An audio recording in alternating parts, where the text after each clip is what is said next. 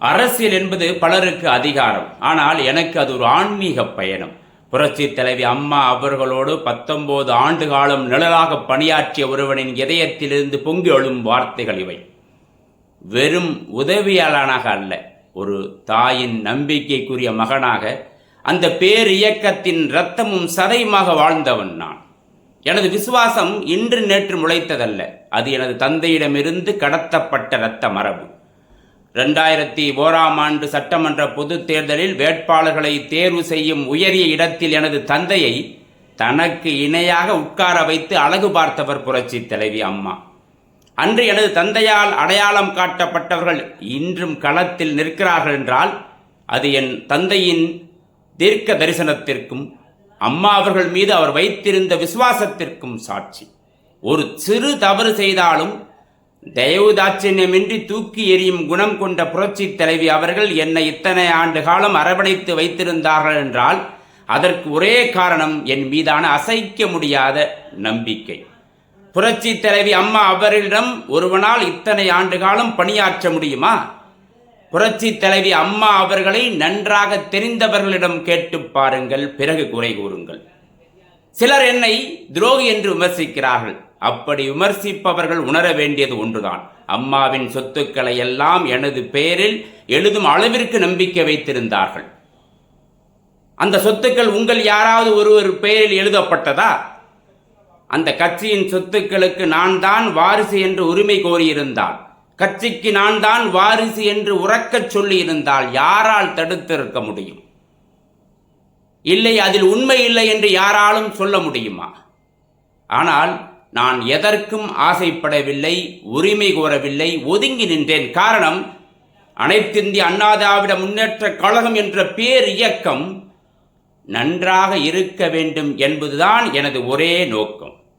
கட்சியின் சொத்துக்கள் என் பெயரில் இருப்பதால் என் உயிருக்கு எப்போதும் ஆபத்து இருக்கிறது என்று தெரிந்தும் இயக்கத்திற்காக குரல் கொடுத்து கொண்டிருக்கின்றேன். என் மீது யாருக்கும் ஆசை இல்லை, ஆனால் அந்த சொத்துக்கள் மீது எல்லோருக்கும் ஆசை இருக்கிறது என்பது உங்களுக்கும் புரியும். கட்சிகள் பிளவுபட்ட போதும் கூட எந்த ஒரு தலைவரும் உணர்ச்சி வசப்பட்டு இந்த விஷயத்தை சொல்ல மறந்தது ஏன், மறைத்தது ஏன்? நான் ஒருபோதும் தலைவர்களை குறை சொல்லவில்லை. இயக்கம் நன்றாக இருக்க வேண்டும் என்பதற்காகத்தான் பதிவுகளை இட்டு வருகிறேன். நீங்கள் பின்தொடரும் தலைவர்களிடம் என்னை பற்றி கேட்டு பாருங்கள், பிறகு குறை கூறுங்கள். ஒருவேளை நீங்கள் விரும்பும் தலைவர்களை நான் குறை சொல்லாததால் தான் என்னை விசுவாசமற்றவனாக நினைக்கிறீர்கள் போலும். மாற்று கட்சியிடமிருந்து எத்தனையோ அழைப்புகள் வந்தன. கபடைகள் என்னை துரத்திய போதும் தாயின் ஆன்மா என்னை தவறாக நினைத்து விடுமே என்று கலங்கி நின்றேனே தவிர ஒருபோதும் தடம் மாறவில்லை.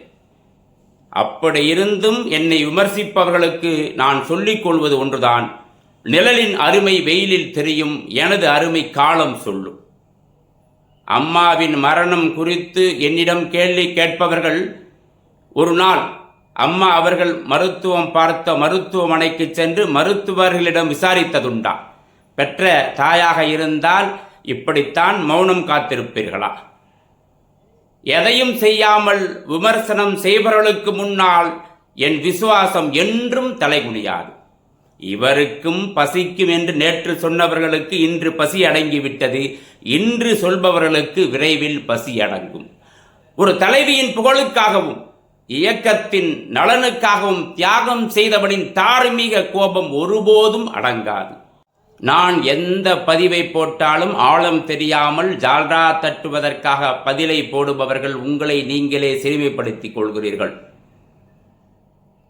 நான் ஒருபோதும் சோலை போக மாட்டேன். என் வாழ்நாள் முழுவதும் புரட்சி தலைவி அம்மா அவர்களின் புகழுக்கு மேலும் மேலும் பெருமை சேர்த்து கொண்டிருப்பேன். பதவிகள் வரலாம் போகலாம், ஆனால் எனது விசுவாசம் மூச்சு உள்ளவரை மாறாது. இது கூட நான் தேர்தல் முடிந்த பிறகு போடுவதற்கும் விசுவாசம்தான் காரணம். பொய்மை எப்போதும் ஓங்குவதும் இல்லை, உண்மை எப்போதும் தூங்குவதும் இல்லை. கண்ணை நம்பாதே, உன்னை ஏமாற்றும் நீ காணும் தோற்றம் உண்மை இல்லாதது.